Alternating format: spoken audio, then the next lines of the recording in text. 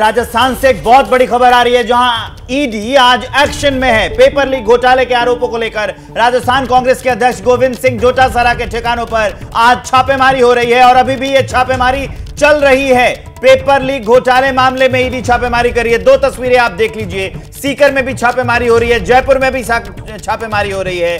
जो उनका सरकारी आवास है वहां पर भी ईडी की टीम पहुंची हुई है डोटासरा के, और यह छापेमारी लगातार चल रही है। सुबह से ही ईडी की टीम पहुंच गई थी, अब वहां पर कागजात खंगाले जा रहे हैं, जरूरी सबूत खंगाले जा रहे हैं। ये बड़ी अपडेट हम आपको बता रहे हैं राजस्थान की राजनीति से। बिल्कुल, ये बड़ी खबर, ईडी का एक्शन तेज। और इसी बीच में अशोक गहलोत के बेटे को समन किया गया है, कल पूछताछ के लिए बुलाया गया है। और यह बात खुद मुख्यमंत्री अशोक गहलोत ने एक्स पर पोस्ट करके सार्वजनिक की है।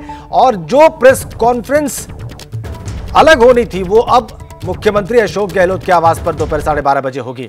अब आपको बताते हैं कि क्या है पूरा विषय। ये देखिए आप पोस्ट, अब आप समझ सकते हैं जो मैं कहता आ रहा हूं कि राजस्थान के अंदर ईडी की रेड रोज इसलिए होती है क्योंकि भाजपा ये नहीं चाहती कि राजस्थान में महिलाओं को, किसानों को, गरीबों को कांग्रेस द्वारा दी जा रही गारंटीज का लाभ मिल सके।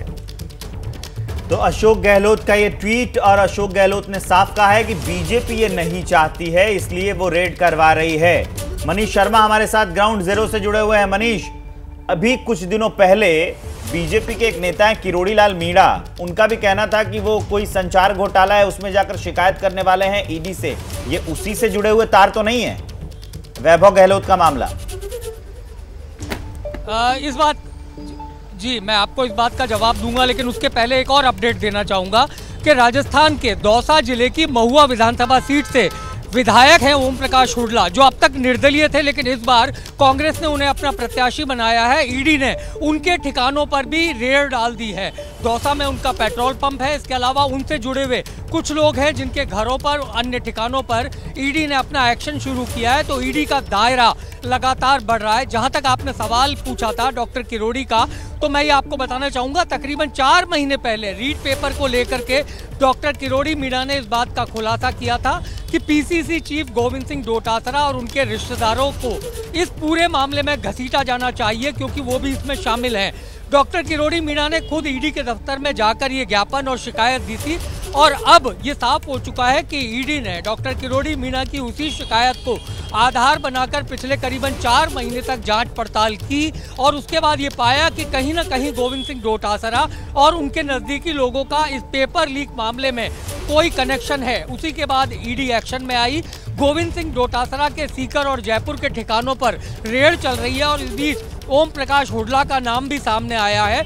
उनके साथ कुछ लोग हैं जो उनके सहयोगी, उनका पीए और तमाम लोग, उन पर भी ईडी का एक्शन चल रहा है। और इसी का जवाब मुख्यमंत्री अशोक गहलोत 12:30 बजे अपने सरकारी निवास पर एक प्रेस कॉन्फ्रेंस के जरिए देने वाले हैं। मुख्यमंत्री शुरू से कहते हैं कि राजस्थान में केंद्रीय एजेंसियों का दुरुपयोग हो रहा है, लेकिन आज के परिप्रेक्ष्य में बात की जाए तो यह केवल एक राजनीतिक बयान है, क्योंकि ईडी ने कोई भी एक्शन अगर किया है तो बिना जांच पड़ताल के, बिना अनुसंधान के नहीं किया है। और डोटासरा पर एक लंबे समय से निगाहें थी ईडी के अधिकारियों की, और उसी का नतीजा है।